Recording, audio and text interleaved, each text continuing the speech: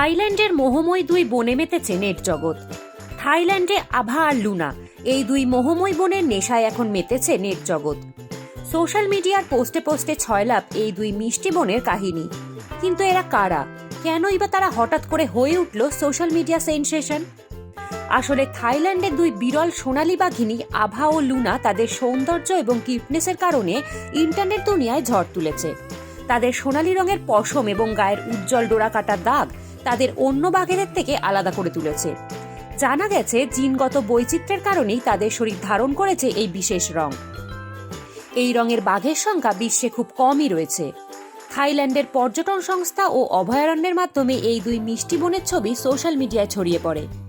জানা গেছে আভা ও লুনা দুজনের বয়সী ৩ বছর। 2021 সালে 16 ফেব্রুয়ারি জন্মগ্রহণ করে তারা। তার ঠিক 3 সপ্তাহ পর থেকে তাদের জনসমক্ষে আনা হয়। জানা গেছে চিয়াংমাই নাইট সাফারিতে এখনও প্রতিদিন তাদের দেখা মেলে ঠিক সকাল 11টা থেকে দুপুর 2টো পর্যন্ত। Bureau report, IBN network.